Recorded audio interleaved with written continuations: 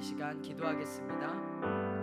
주님, 아버지 하나님, 주 아버지 하나님, 전능자이신 주님, 창조주이신 주님, 아버지 하나님, 이 바이러스로 인하여서 또 예배가 제한되는 상황이 있습니다. 국가적으로도 국민들에게 문자를 보내며 이런 모임들을 자제하고 또 집에서 나오지 말라는 이런 이야기들, 또 많은 자영업자들이 이로 인하여서 수많은 피해를 보고 있습니다. 어떤 여행사는 또 이 바이러스로 인하여서 모든 것이 취소되어서 화산 부도가 나는 그런 상황에도 처했다고 합니다. 아버지 하나님, 이 바이러스를 통하여서, 이 시국을 통하여서 주께서 말씀하시고자 하는 것이 무엇인지 우리가 아버지 하나님 깨달아 알게 하시고, 두려움보다 이 안에 계신 주님의 선하신 뜻을 파악하며 또 기도하며 주 앞에 나아가는 시간 될 수 있도록 주 아버지 하나님, 우리 한 사람 한 사람을 붙잡아 주시고 우리의 나라와 우리 모든 한국교회를 붙잡아 주시옵소서. 주여 아버지, 또한 많은 사람들이 예배 가운데 나올 수 있을지 아버지 하나님, 많은 걱정과 염려가 있는 가운데 있지만 아버지 하나님, 정말 사모하는 마음으로 나아올 때 어떠한 독을 마셔도 해를 입지 아니하는 그리스도의 보혈의 능력이 우리 모든 성도들 한 사람 한 사람을 보호하여 주시옵소서. 주여, 주님 아버지 하나님, 주 아버지 하나님, 이 자리에 왕으로 충만하게 임하여 주시옵소서. 모두 아버지 하나님, 사단의 계획을 파하시고 주 아버지 하나님, 말씀으로 능력으로 성령으로 임하셔서 주 아버지 하나님, 우리 안에 두려움이 없고 주를 향한 사랑과 경외함과 주님 그 구원의 기쁨이 넘쳐나는 그런 예배 될 수 있도록 주 아버지 하나님 붙들어 주시옵소서.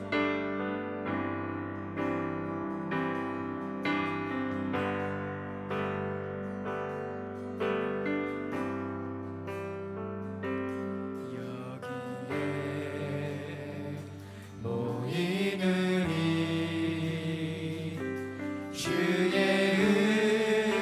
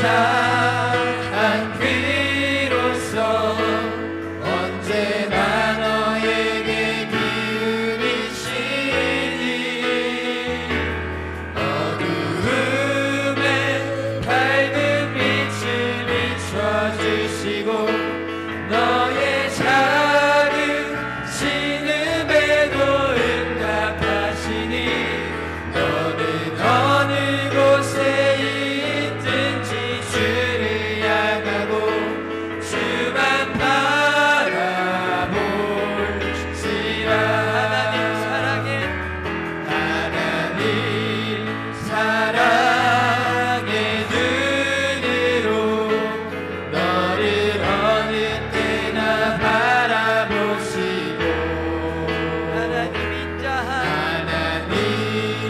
인자한 귀로서 언제나 너에게 기울이시니 어두움에 밝은 빛을 비춰주시고 너의 작은 신음에도 응답하시니 너는 어느 곳에 있든지 주를 향하고 주만 바라볼지라.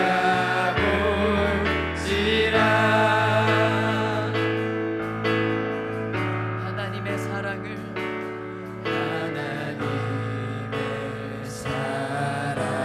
사모하는 자 하나님의 평안을 바라보는 자 너의 모든 것 창조하신 우리 주님이 너를 얼마나 사랑하시는지 하나님께 찬양과 경배하는 자 하나님의 선하심을 닮아가는 자 너의 모든 것 창조하신 우리 주님이 너를 자녀 삼으셨네. 하나님 사랑을 사랑의 눈으로 너를 어느 때나 바라보시고 하나님 인자한 귀로서 언제나 너에게 기울이시니 아멘. 어두움에 밝은 빛을 비춰주시고 너의 작은 신음에도 응답하시니 너는 어느 곳에 있든지 주를 향하고 주만 바라볼지라.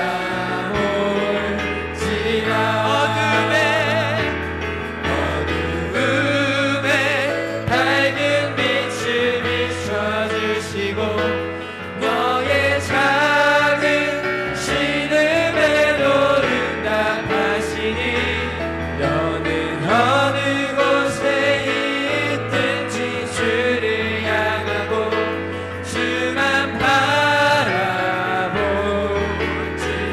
오 주님 채우소서. 나의 잔을 높이 듭니다. 하늘 양식 내게 채워주소서.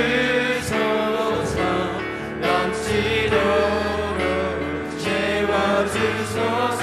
오 주님 채우소서. 오 주님 채우소서. 나의 잔을 높이 듭니다. 하늘 양식 내게 채워주소서. 넘치도록 채워주소서. 우물가의 여인처럼 우물가의 여인처럼 난 구했네. 헛되고 헛된 것들을 그때 주님 하신 말씀 내 샘에와 생수를 마셔라. 많고 많은 사람들이 찾았었네. 헛되고 헛된 것들을 주 안에 감추인 봄에 세상 것과 난 비길 수 없네. 아멘. 오 주님 채우소서. 나의 잔을 높이 듭니다. 하늘 양식 내게 채워주소서. 넘치도록 채워주소서. 내 친구여 내 친구여 거기서 돌아오라. 내 주의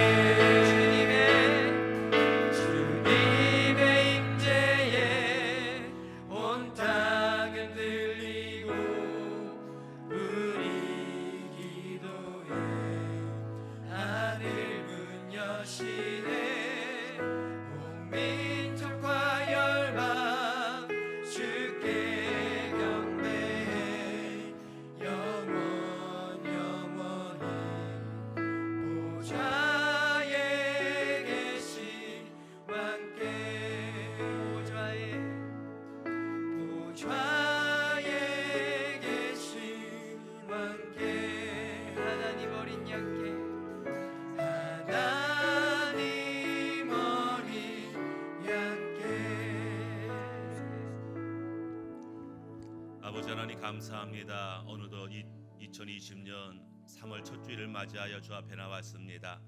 예배할 수 있도록 우리의 삶을 인도하시고 주의 마음을 공급하시고 예배의 장소를 허락하시니 감사합니다. 하나님이 찾으시는 예배자, 하나님이 원하시는 예배가 오늘 우리 가운데 드려지기 원합니다. 우리 안에 자유하는 마음, 기쁜 마음, 감사한 마음으로만 채워주옵소서. 하늘의 보호하심과 하늘의 은혜만 채워주옵소서. 주의 은혜를 바라옵고 예수님의 이름으로 기도드립니다. 아멘. 예수 이름 찬양. 예수 이름 찬양. 예수 이름 찬양.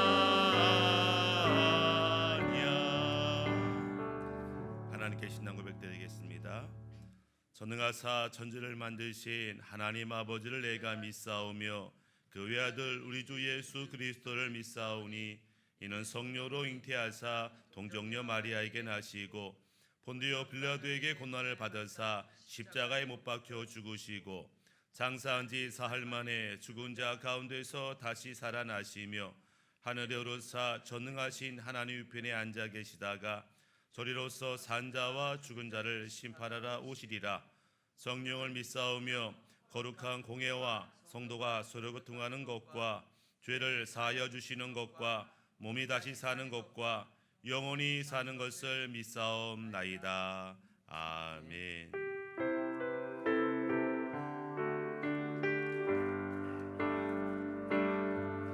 내가 주인 사는 모든 것 내려놓고 내 주 대신 주 앞에 나가 내가 사랑했던 모든 것 내려놓고 주님만 사랑해. 내가 주인 삼은 모든 것 내려놓고 내가 주인 삼은 모든 것 내려놓고 내 주 대신 주 앞에 나가 내가 사랑했던 모든 것 내려놓고 주님만 사랑해. 주 사랑 거친 풍랑에도 깊은 바다처럼 나를 잠잠케 주 사랑 내 영혼의 반석 그 사랑 위에 서리. 주 사랑 거친 풍랑에도 깊은 바다처럼 나를 잠잠케 주 사랑 내 영혼의 반석 그 사랑 위에 서리. 이 시간 우리 함께 기도하기 원합니다. 우리 기도 제목은 하나님이 기뻐하는 예배가 우리 가운데 있을 수 있도록, 하나님이 원하시는 찾으시는 예배가 우리 한국교회 가운데 있을 수 있도록 은혜 달라고, 하나님 지혜 달라고, 분별력 달라고, 하나님 그래서 하나님 기뻐하는 인생을 살 수 있도록 자신과 가정과 우리 교회를 위해서 우리 주여 한번 부르시며 기도합니다. 주여, 아버지 하나님이 기뻐하는 인생을 살기 원합니다. 하나님이 원하시고 기뻐하는 예배 되기 원합니다. 하나님이 찾으시는 영광스러운 인생을 살기 원하오니 우리에게 은혜를 더하여 주시옵소서. 아버지 하나님, 내가 예배자 되기 원합니다.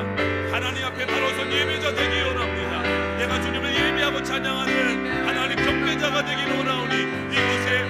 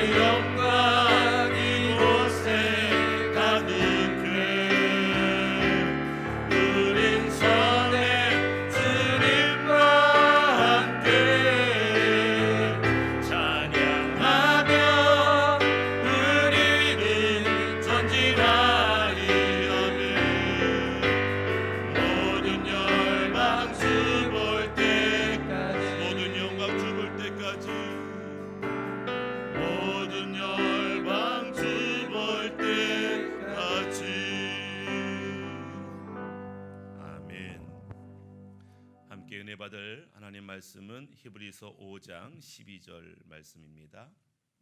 우리 5장 12절 말씀 함께 봉독합니다. 시작. 때가 오래되었으므로 너희가 마땅히 선생이 되었을 터인데 너희가 다시 하나님의 말씀의 초보에 대하여 누구에게 가르침을 받아야 할 처지이니 단단한 음식은 못 먹고 젖이나 먹어야 할 자가 되었도다. 아멘. 기도합니다. 아버지 하나님 감사합니다. 주 앞에 나올 때에 귀한 예물을 준비했습니다. 마음을 담은 예물, 믿음을 담은 예물, 정성을 다한 예물입니다. 드린 손길을 기억하셔서 아프고 병든 자를 치료하시고 회복하시고 사업을 위해서 기도할 때마다 형통의 복을 더하시고 간절한 마음으로 주 앞에 엎드리는 자에게 은혜 위에 은혜를 더하여 주옵소서. 복의 복을 더하여 주옵소서. 아버지 하나님 오늘 말씀을 듣습니다. 깨닫게 하시고 힘을 주시고 은혜 안에 거하게 하여 주옵소서. 예수님의 이름으로 기도드립니다. 아멘. 어느 경로당에 표처럼 그런 글이 있는데 행복하게 살다가 멋지게 죽자 이렇게 이제 표가 있었고 그 뒤에 9988234이라는 숫자가 쓰여 있었습니다. 그 사람이 뭐 앞에는 알겠죠. 행복하게 살다가 멋지게 죽자. 근데 9988234가 뭡니까? 했더니 할머니 한 분이 설명해 줍니다. 그건 99세까지 팔팔하게 살다가 2, 3일 내로 죽자. 이제 그게 행복한 인생이다. 가지고 그렇구나 했더니 옆에 있는 할아버지가 아니요 바뀌었잖아. 가지고 뭐예요? 했더니 99살까지도 팔팔하게 살면서 23살처럼 사랑하며 살자. 이제 그렇게 이제 바뀌었다. 뭐 사랑과 행복, 열정 이건 뭐 젊은이만의 문제는 아니고 어른이 되어서도 얼마든지 이런 복을 누리며 살 수가 있습니다. 심리학자 중에 이 행복 심리학자라는 분류의 사람들이 있는데 이 사람 이렇게 말해요. 내가 여러분을 1분 만에 행복하게 해줄 수 있습니다. 이렇게 말해요. 아니 어떻게 우리가 1분 만에 행복해지냐? 그러니까 심리학자들은 내 말만 들으면 당신은 1분 안에 행복해집니다. 그래요? 어떻게 1분 안에 행복해집니까? 비결이 뭡니까? 그 비결은 낯설게 보는 것이 행복의 비결입니다. 그게 뭐예요? 보세요. 여기 안경이 있어요. 이게 뭐야? 이게 뭐야 이거? 안경이래. 뭔데? 이게 뭐야? 쓰는 거야? 우와! 너 앞에 있는 사람이 남자인 줄 알았는데 여자네? 우와! 자세히 보니까 못생긴 자인데 엄청 이쁘네? 야 이게 뭐야? 엄청 잘 보여. 누가 만들었대? 야 행복하다. 이렇게 당연하고 아무것도 아닌 것 같은데 이게 당연한 게 아니라는 거예요. 그리고 그것에 감사할 때 1분 만에 우리는 행복하다. 야 너 누구냐? 당신 아들인데요? 내 아들이냐? 이러면서 이제 나한테 아들이 있었어? 야 내가 아빠네? 이러면서 이제 너가 있어야 든든하다. 그러면서 이제 낯설게 보는 거예요. 그러면 우리 삶 가운데 행복한 것이 얼마나 많은지 모른다라고 하는 거죠. 불행이 뭐냐면 자기가 가지고 있지 않는 것을 바라볼 때, 자기에게 없는 것에 집중할 때 우리는 불행하다 이렇게 느낀다는 거예요. 나는 차도 없어, 집도 없어, 돈도 없어, 적금도 없어, 건강도 없어, 나는 아무것도 없어. 결론은 뭐예요? 나는 불행해. 이렇게 결론을 낸다. 행복이 뭐냐? 내가 가지고 있는 것에 집중하며 감사하다는 거예요. 나 참 행복해. 우리 애들도 공부 잘하고 우리 집도 있지, 서방도 있지, 직장도 있지, 적금도 있지. 야, 나는 행복해. 그러니까 가지고 있는 것에 감사할 때 우리는 행복하다. 그러니까 내가 난 요즘에 행복하게 느껴. 이런 사람은 자기 가진 것, 그것이 크든 작든 그것에 감사하며 살고 있다라는 것이고, 뭔가 짜증나고 불편하고 불행하다라고 한다면 하나님이 주신 것, 이미 갖고 있는 것에 대해서 만족하지 못하고, 바라보지 못하기 때문에. 선생님 뭐라 그래요? 잃어버려 알아야, 떠나봐야 알아. 그 귀한 것을. 사람이 떠나봐야 그 사람이 소중했구나를 알고, 잃어봐야 그것이 귀한 것을 뒤늦게 아는 거죠. 그래서 가지고 있는 것에 우리가 감사하며 살 때 행복할 수 있다. 그런데 행복도 수준이 있어요. 행복하지만 이게 행복이 똑같은 게 아니고 행복에도 수준이 있다 이렇게 표현합니다. 행복에도 무슨 수준이 있냐? 첫 번째 행복은 뭐냐면 소유로 인한 행복이에요. 그러니까 내가 가지고 있는 것을 알아요. 그때 감사해요. 나에게는 돈이 있어서 행복해하고, 나는 쟤보다 키가 커서 행복하고, 나는 얼굴이 잘생겨서 행복하고, 야 쟤는 뭐 이번에 뭐 어쨌거나 행복해서, 그러니까 많이 가지고 있어서 행복하다 느끼는 것을 우리가 소유의 행복이다 이렇게 표현하죠. 좀 낫다고 할까요? 그 다른 행복은 이제 관계로 인한 행복이에요. 관계로 인한 행복. 심리학자들은 이렇게 표현하기도 합니다. 당신이 지금 행복하지 아닌지는 이 두 가지 질문을 해보면 압니다. 그래요? 이 두 가지 질문에 자신 있게 대답하면 당신은 행복한 사람입니다. 그게 뭔데요? 첫 번째 질문이 뭐냐면, 지금 나는 내가 하는 일에 의미를 갖고 있는가? 그러니까 내가 하는 일에 정말 가치 있다고 생각하는가? 그러면 사람은 행복을 느낀다는 거예요. 난 지금 귀한 일, 가치 있는 일 하고 있어. 두 번째 질문은 뭐냐면, 나는 주변 사람과 좋은 관계를 맺고 있는가? 가정 안에서, 직장 안에서, 교회 안에서 정말 좋은 관계를 맺고 있는가? 그 대답에 그래요. 나는 내가 하는 일에 만족하고 의미 있게 가치 있게 느낄 뿐만 아니라 내가 함께 일하는 사람들, 함께 사는 사람들과 좋은 관계를 맺고 있어요 라고 예스라고 대답하면 그는 당신 행복하군요. 예, 저 행복합니다. 이렇게 대답이 나온다는 거예요. 이것이 관계의 행복이다 이렇게 말할 수 있어요. 또 다른 행복이 있는데 그것은 영적인 변화, 영적인 성장으로 인한 행복이다. 즉 행복은 무엇을 많이 가졌기 때문에 행복한 게 아니다. 그러면 아무것도 없으면 불행하냐? 그렇지 않다라는 거예요. 관계가 안 좋아도 행복할 수 있다. 왕따여도 행복할 수 있다. 왜? 그가 영적인 변화를 경험하고 영적인 성숙을 경험할 때 비록 소유하지 않아도, 비록 외톨이가 되어도 그는 행복할 수 있는 것, 그것이 영적인 행복이다 이렇게 이제 표현을 하는 거죠. 그런 의미에서 우리들은 행복해야 마땅한 사람들입니다. 왜? 우리는 소유한 게 많기 때문에. 우리 안에는 소유한 게 많은데 그 중에서도 특별히 우리 안에는 예수 생명을 소유했어요. 기도의 능력을 소유했어요. 믿음의 능력을 소유했어요. 이거 사용하면 돈보다도 그 어떤 소유물보다도 더 강력한 능력을 가지고 살 수 있다. 그래서 우리는 소유한 게 많기 때문에 행복할 수 있어요. 두 번째, 우리는 관계적인 행복할 수 있습니다. 스바냐 3장 17절에 이런 말씀이 있습니다. 너희 하나님 여호와가 너희 가운데 계시니 그는 구원을 베푸실 전능자이시라. 그가 너로 말미암아 기쁨을 이기지 못하시며 너를 잠잠히 사랑하시며 너로 말미암아 즐거이 부르며 기뻐하시리라 하리라. 하나님이 우리를 얼마나 사랑하시고 얼마나 기뻐하는 것을 알면 행복할 수 있다는 거예요. 세상에 그 누가 우리를 이렇게 사랑해서 자기 아들을 줘요? 누가 우리를 사랑해서 기쁨을 이기지 못하며 기쁨을 견딜 수 없어서 그 표현하는 사랑 우리가 어디에서 경험하냐? 우리가 하나님의 관계가 회복되고 하나님의 마음을 알면 우리는 행복하지 않을 수 없다. 세 번째, 우리는 영적인 성장을 날마다 작년보다 올해가 영적으로 성적으로 나아졌으니까, 말씀과 기도로 우리는 회복되었으니까 우리는 더 행복할 수 있다라고 하는 거예요. 근데 만약 우리 가운데 예외가 있죠. 예외 없는 법칙 없다고 마땅히 행복할 우리 가운데 만약에 난 불행해 이렇게 느낀다고 한다면 그 이유가 뭘까? 물론 하나님이 내게 주신 것을 바라보지 못하기 때문에 그럴 수 있어요. 또는 하나님과 좋은 관계를 맺지 못하기 때문일 수도 있고, 아직 영적으로 어려서일 수도 있고. 근데 다른 측면으로 보라보면 뭐냐면은 우리가 왜 이런 은혜를 누리고 있으면서도 불구하고 정작 행복하지 못하고 불행하다고 느낄까? 그것은 마땅히 바라볼 것을 보지 못하고 다른 것, 엉뚱한 것을 바라보기 때문에 그래요. 어린아이들은 어릴 때, 아기 때 엄마 있으면 행복하죠. 아빠만 있으면 행복하죠. 엄마 아빠 있으면 다른 거 필요하지 않았어요. 그걸 다 공급해 주시니까 엄마 아빠 사랑 안에 있으면 행복하다 느끼는 어린아이 시절이 있습니다. 그런데 이 어린아이가 조금 자랍니다. 그럼 뭐에 관심이 있어요? 스마트폰에 관심이 있어요. 엄마 필요 없어요. 스마트폰 그냥 1시간도 2시간도 3시간도 엄마가 오히려 귀찮아져. 엄마가 오히려 내 인생의 기쁨의 방해거리가 돼. 왜 뺏으려고 그래? 좀 더 크면은 사춘기가 되죠. 그럼 친구가 더 좋아요. 엄마 나갔다 올게. 왜 나가냐? 응? 아침 일찍 나가서 밤늦게 들어와요. 친구가 더 좋아. 야, 엄마랑 얘기 좀 하자. 밥 먹자. 바빠.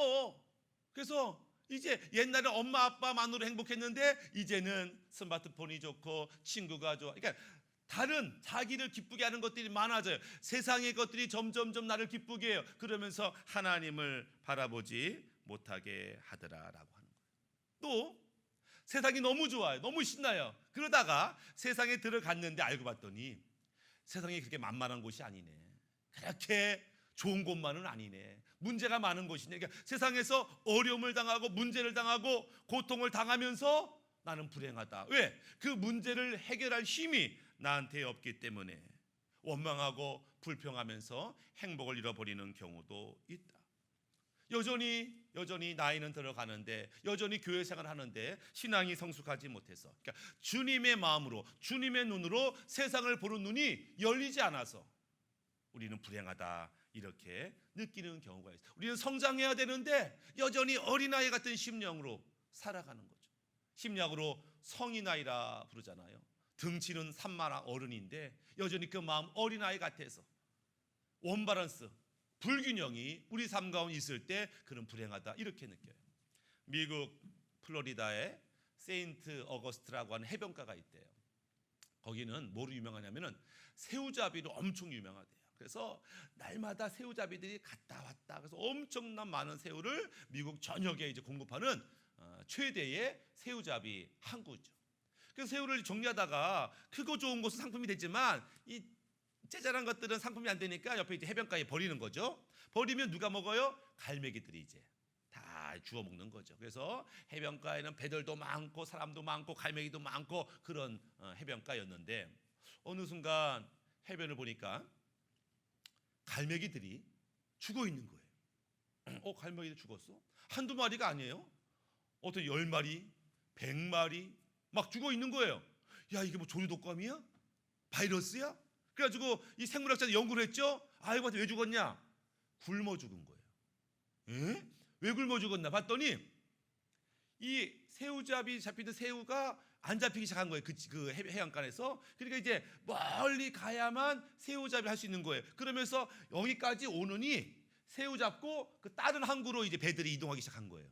그러니까 배들이 와서 새우를 팔고 남은 찌꺼기를 이제 버려줘야 갈매기들이 먹는데 얘들은 평생 해변가에서 이 버려진 새우만 주워 먹다가 갑자기 먹을 게 없네?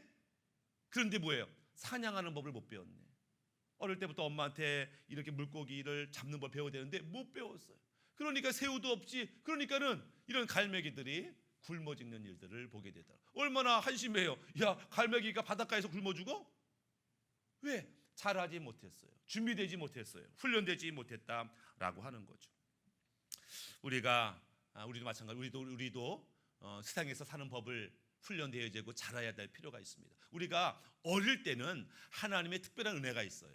아유, 네가 아직 어리구나, 아무것도 모르구나, 이럴 때는요 하나님의 특별한 은혜가 있어요. 그래서 그냥 엉망으로 기도합니다. 하나님 돈 주세요, 배고파요. 그리고 갑자기 돈이 툭 생긴다고. 뭐야, 기도하면 좀 응답되네. 하나님 저거 해주세요. 금방 응답된다고. 와, 그러면 뭐 어떻게, 나 하나님하고 친해, 기도하면 다 응답돼, 이런다고. 그런 시간이 있어요. 어떤 사람은 한 3개월쯤, 어떤 사람은 한 1년쯤 행복한 허니문 같은 시간을 보내. 근데 이제 한 3개월 지나고 1년 지나면 이상하게 기도 응답이 안 될 때가 있어요. 이상하다. 지난번에 기도만 하면 응답했는데 왜 기도 응답 안 하지? 기도 응답이 없으면 없을수록 고민에 빠지죠. 하나님이 날 떠났나? 아니면 지금까지 기도 응답이 사실은 기도 응답이 아니고 우연히 그런 거 아니야? 그렇지 않고서 이렇게 기도 응답이 없을 수가 있어? 이렇게 고민에 빠지게 되죠. 왜 그래요? 하나님이 처음에는 아직 어리니까, 얘가 지금 하나님 응답하지 않으면 에이, 하나님이 어딨어? 그래 얼른 도망갈까 봐 하나님이 다독거리고 잡아주시는 거예요. 근데 이제 하나님이 계신 줄 알고 말씀의 은혜도 받는 수준이 되면 하나님이 믿음을 요구하는 때가 온다는 거예요. 이제는 네 믿음을 사용해봐, 말한 대로 순종해봐, 성령이 널 받아봐, 그걸 요구하는 거죠. 이때 이상하다, 예전에는 기도가 금방 응답됐는데 왜 기도 응답이 더디지라고 느낀 사람이 있다면은 하나님이 우리를 지금 이 정도 성장했으니까 그 다음 단계로 올라가야지라고 요구하는 거예요. 이때는 믿음을 요구하고 순종을 요구하고 인내를 요구하고 결단을 요구하는 거예요. 그 다음 단계로 올라가라는 거예요. 그래서 그저 거저주는 은혜가 아니라 이제 믿음을 사용해서 극복하고 이기는 믿음의 단계로 하나님이 부르시고 있다. 이렇게 우리가 알고 있어야 한다라고 하는 거죠. 믿음으로 이기는 단계. 요한계시록 21장 7절에 이렇게 말합니다. 이기는 자는 이것들을 상속으로 받으리라. 나는 그의 하나님이 되고 그는 내 아들이 되리라. 요한계시록 7교회가 등장하는데 7교회가 다 구원받은 사람들이죠. 7교회가 다 열심을 내는 교회들이죠. 그런데 너희가 다 구원받았다고 다 이기는 게 아니야. 너희가 다 교회 다닌다고 다 이기는 사람들이 아니야. 믿음을 사용해서 이길 때 이기는 것이고 그때 하나님의 상급을 받게 된다. 우리가 믿음이 있지만 다 이기는 게 아니에요. 어떤 성도는 동일한 문제 가운데 쓰러지고 좌절하고 원망하고 불평하는 사람이 있는가 하면 동일한 문제에 간증하고 기뻐하고 찬양하는 사람이 있다. 왜? 믿음을 사용했냐? 말씀대로 순종했냐? 하나님 원하는 인도를 받았냐? 라는 것에 관건이 있다라고 하는 거죠. 그래서 우리가 믿음을 사용해서 우리가 다음 단계 장성한 수준에 이르기를 원한다. 그러면은 어린아이 신앙이 있고 장성한 자의 신앙이 있어요. 그럼 어떤 자가 장성한 자인가, 어떤 자가 이기는 자인가? 그 특징이 뭐냐? 첫 번째는 뭐냐면 회개하는 자예요. 네, 회개 다 하는데 누가복음 13장 4절에 이렇게 말합니다. 또 실로암에서 망대가 무너져 치어 죽은 18사람이 예루살렘에 거한 다른 모든 사람보다 죄가 더 있는 줄 아느냐? 너에게 이르노니 아니라 너희도 만일 회개하지 아니하면 다 이와 같이 망하리라. 예루살렘에 재난이 발생했어요. 갑자기 멀쩡하던 망대가 무너졌어요. 그 밑을 지나가던 사람 18명이 죽었고 많은 사람이 다쳤어요. 그때 당 사람들이 이렇게 말하는 거예요. 야, 하필이면 그때 그 밑을 지나갔냐? 그러게. 야, 벌 받은 거 아니야? 천불 받은 거 아니야? 그러게. 내가 죽은 사람 아는데 그 인간이 평상시에 예배도 잘 안 드리고 11조도 안 드리고 그런 인간이었어. 그래? 벌 받았구만. 벌 받았어. 이런 이제 분위기가 형성이 된 거예요. 그래서 제자들이 그런 얘기 듣고서 예수님께 온지요. 예수님, 그 18명은 죽었는데 누구 죄 때문에 죽은 거예요? 지들이 죄를 많이 지어 죽은 거예요? 아니면 그 부모님들이 죄가 많아 죽은 거예요? 이렇게 이제 사람들은 누가 죄가 많냐, 누구 죄 때문이냐를 알고 싶어요. 왜? 그렇게 사니까 벌 받지. 날 좀 봐봐. 이렇게 말하면 죄 많은 인생이 죽었잖아요. 그럼 뭐예요? 나는 믿음이 있으니까, 난 잘 살았으니까, 난 지금 복 받고 있는 거지. 이러면서 비교하며 자만심을 갖는데 하나님 뭐라 그래요? 야, 그들이 죄가 더 많은 게 아니야. 너희들도 회개하지 않으면 저렇게 될 수 있어. 이렇게 말하는 거예요. 예수님은 재난 앞에서, 문제 앞에서, 사건 사고 앞에서 야, 나는 너보다 낫다 라고 말하지 말고 그것을 보고 아, 나도 회개해야 되는데 라고 자신을 돌아보라 라고 하는 거죠. 회개는 우리를 잘못된 길에서 방향을 바꾸게 합니다. 회개는 우리를 다시 한번 정결하게 만드는 작업이죠. 회개는 하나님의 기뻐한 모습으로 우리를 조금씩 나아가게 하는데 이상하게 사람들이 회개하라고 하는 신호 속에 회개하지 아니하고 오히려 교만하고 자만하고 평가하고 비난하더라. 마태복음 7장 3절에 어찌하여 형제의 눈 속에 있는 티는 보고 내 눈 속에 있는 들보는 깨닫지 못하느냐. 다른 사람의 잘못은 기가 막히게 알아요.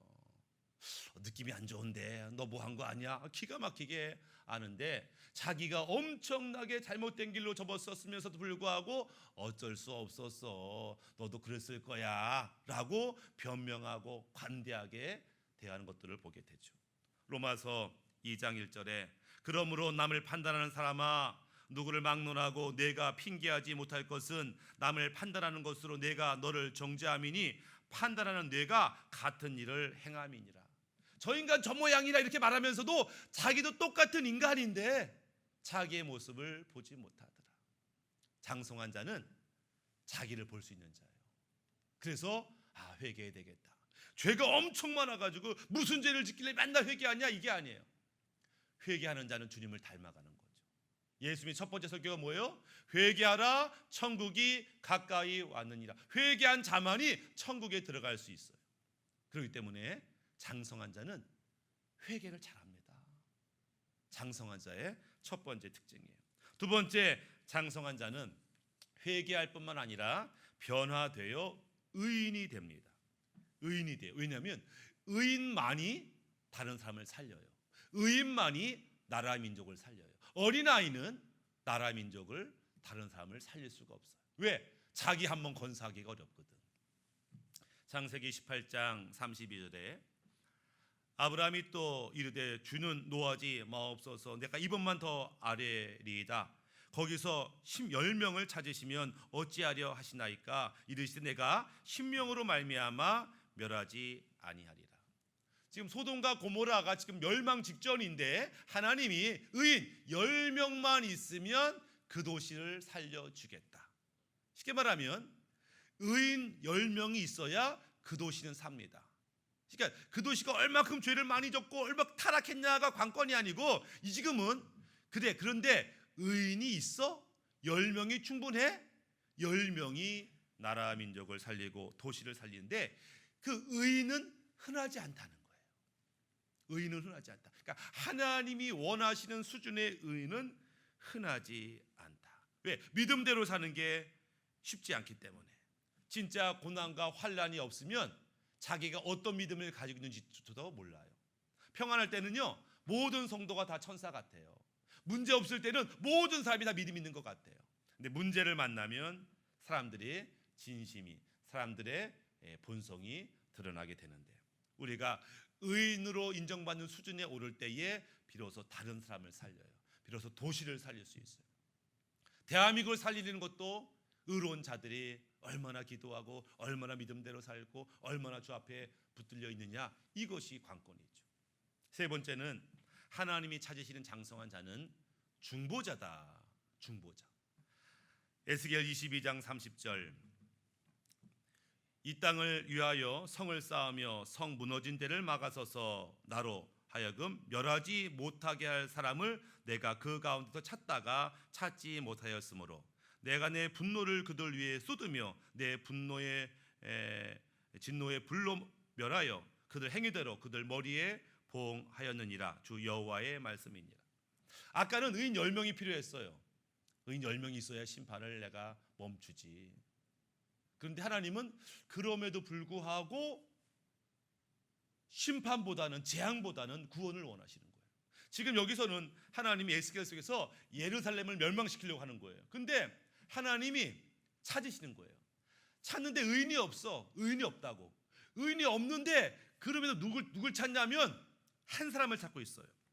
막 심판의 때에 지금 무너져가는 그 도시를 향해서 하나님 안 됩니다, 막아서서 기도하는 그 한 사람을 찾고 있더라.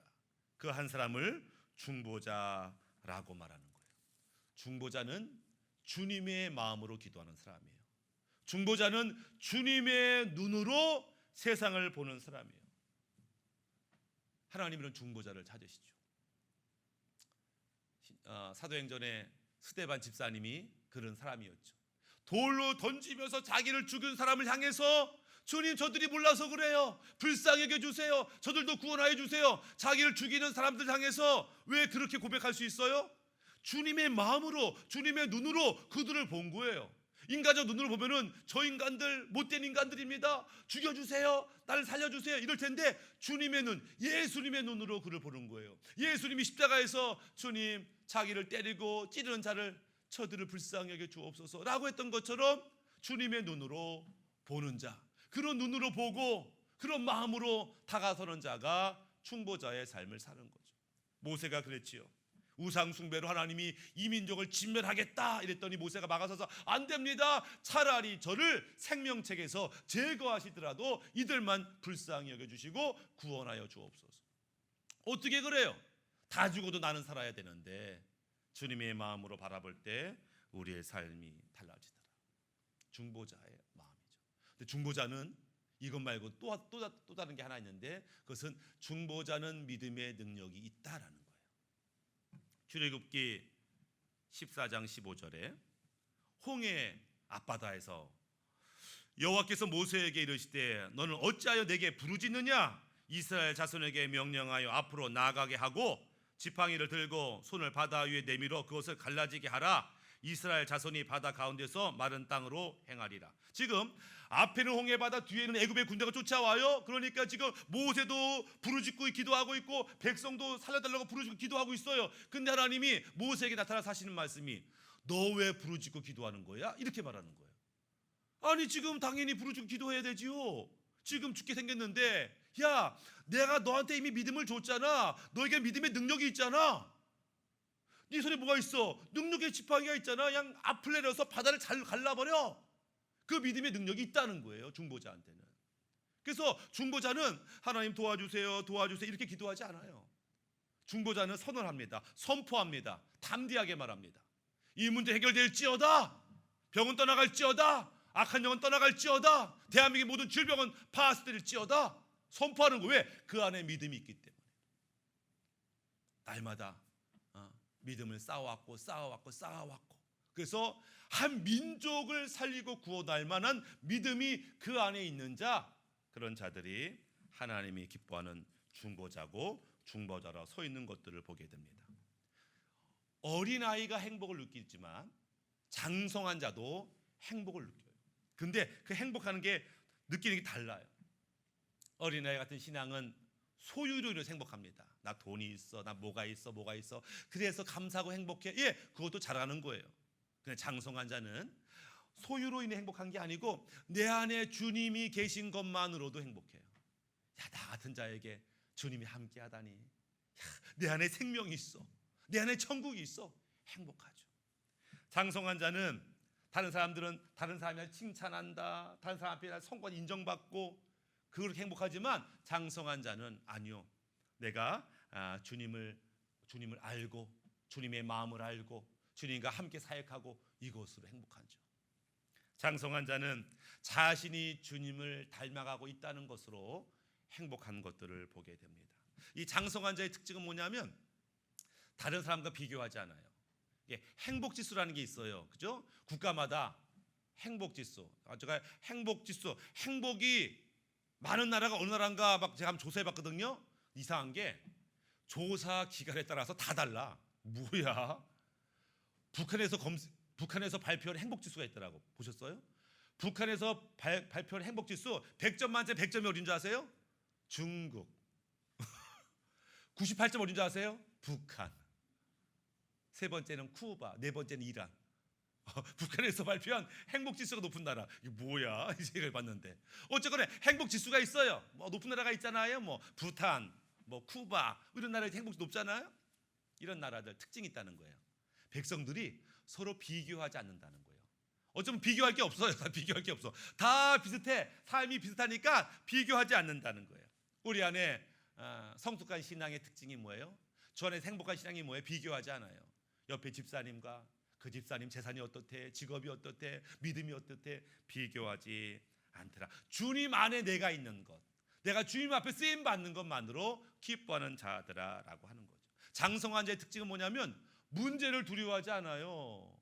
어린아이는 문제 앞에서 벌벌 떨죠. 염려하죠. 불평하죠. 근데 장성한 자는 문제를 두려워하지 않아요. 왜? 그 문제는 하나님이 내게 내준 숙제와 같아요. 이 숙제를 행하는 과정 속에서 하나님의 은혜를 경험하겠죠. 하나님의 능력을 경험하겠죠. 하나님 더 깊이 알아가겠죠. 예, 이거는 걱정거리가 아니고 이제 믿음을 사용할 때고 다음 단계로 올라갈 거라고 기대하게 되더라. 말씀을 마무리하면 많은 사람들은 가진 것에 감사할 때 행복한다고 한다면 내 안에 계신 주님으로 우리가 행복할 수 있어야 돼요. 우리가 좋은 옆에 있는 사람들 가정에서 직장에서 좋은 관계를 맺어야 되죠. 예, 그렇지만 우리는 주님과 더 좋은 관계를 맺어야 되는 거죠. 우리 영적인 성숙할 필요가 있는데 다른 말로 하면 주님을 닮는 거예요.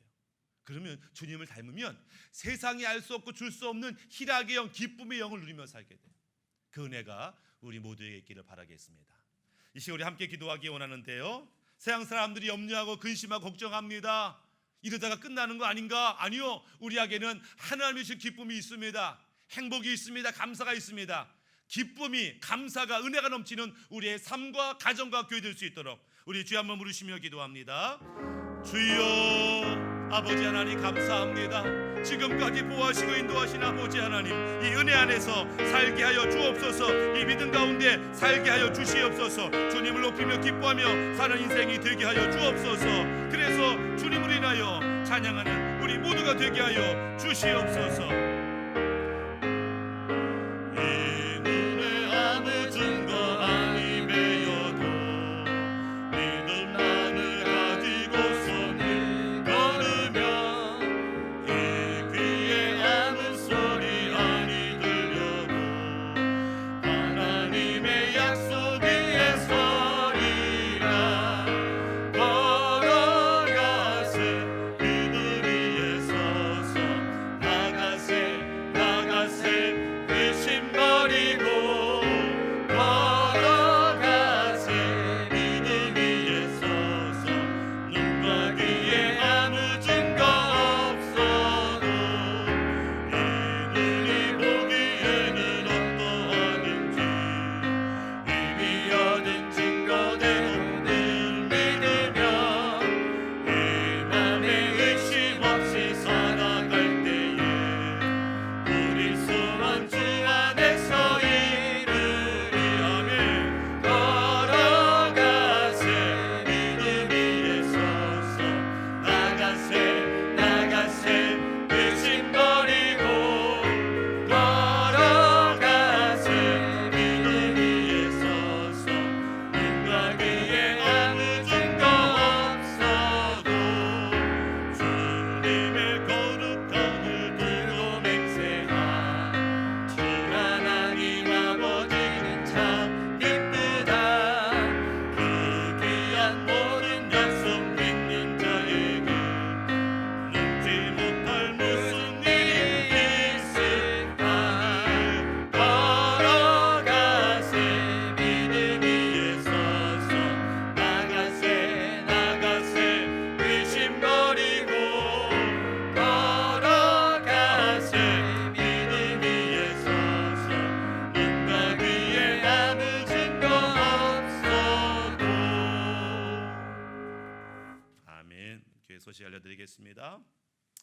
우리 제자훈련, 양육훈련 신청서 있습니다. 보셔서 신청하셔서 함께 훈련 받으시면 좋겠고, 두 번째 오타가 났죠. 이번 주 다음 주 오케스트라가 없습니다. 이번 주는 원래 휴일이기 때문에 없는 것이고 다음 주는 우리가 요즘 문제 때문에 한 주간 쉬는 겁니다. 2주간 없고요. 그래서 집에서 연습을 많이 하시면 좋겠습니다.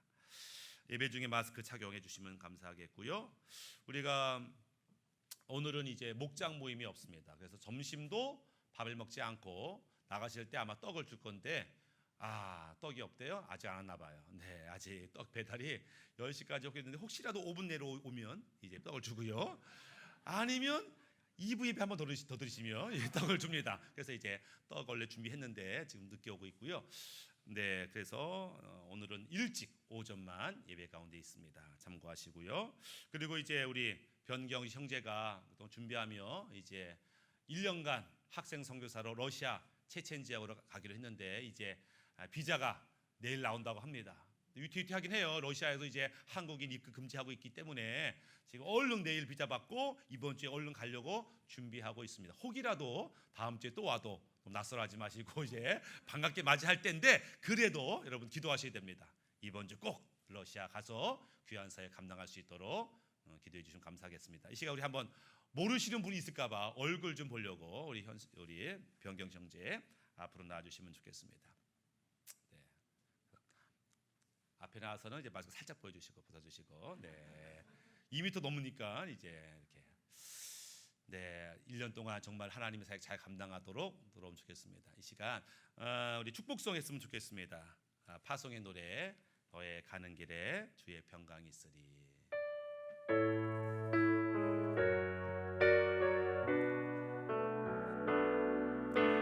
가는 길에 주의 평강이 있으리.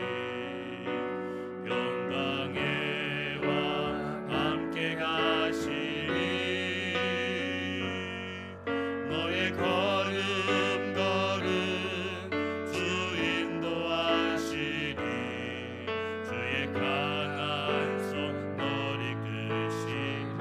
너의 가는 길에 주의 축복이 있으리. 너의 가는 길에 주의 축복이 있으리.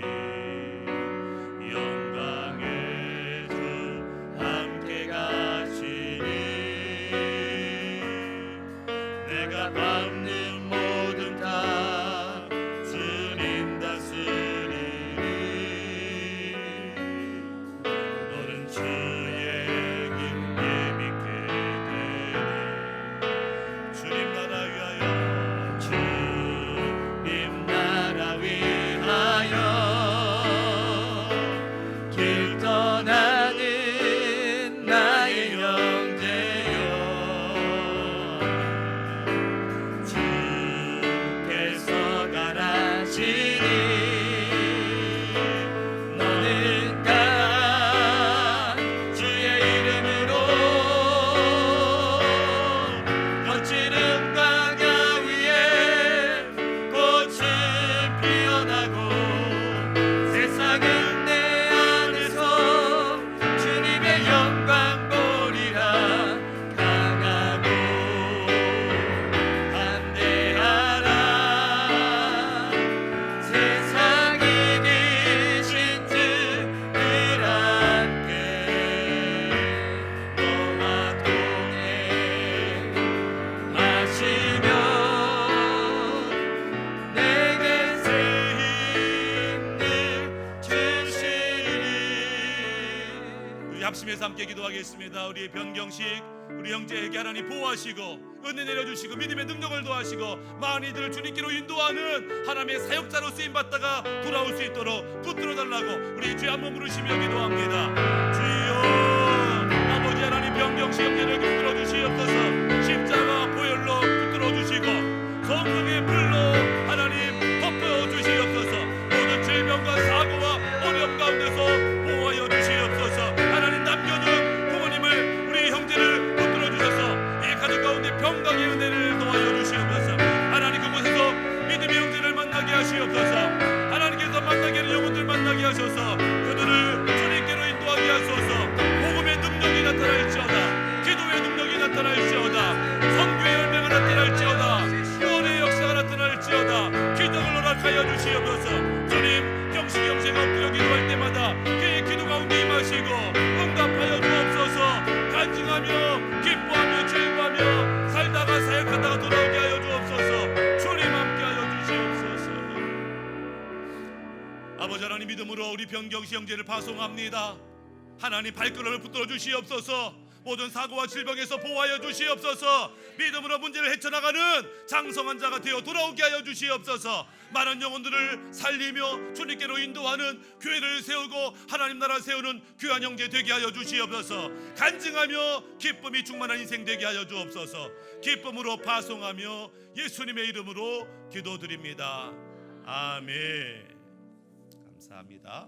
다 같이 자리에 일어나셔서 믿음 고백 하도록 하겠습니다. 시작. 우리는 하나님의 거룩한 자녀로서 하나님의 사랑과 공의를 증거한다. 우리는 예수님의 제자로서 순종으로 사명을 감당한다. 우리는 성령님의 강한 용사로서 믿음으로 나 자신과 세상과 악한 마귀를 이긴다. 우리는 하나님으로부터 파송된 대사로서 하나님 나라를 세운다. 우리는 어린 양의 신부로서 정결함으로 혼인잔치를 예비한다. 아멘. 기도합니다. 여호와는 내게 복을 주시고 너를 지키시기를 원하며 여호와는 그 얼굴을 내게 비추사 은혜 베푸시기를 원하며 여호와는 그 얼굴을 내게로 향하여 주사 평강 주시기를 원하노라. 이제는 우리 구주 예수 그리스도의 은혜와 그 크신 아버지 하나님의 사랑과 성령의 감화감도 역사하심이 하나님만 주시는 그 행복과 평강과 기쁨이 우리 가운데 충만하기 원하며 믿음으로 살고 말씀대로 사는 이곳에 있는 주의 백성과 가정과 모든 기도 제목과 오늘 파송되어 나가는 변경식 형제 위에 이제부터 영원토록 함께 있을지어다. 아멘.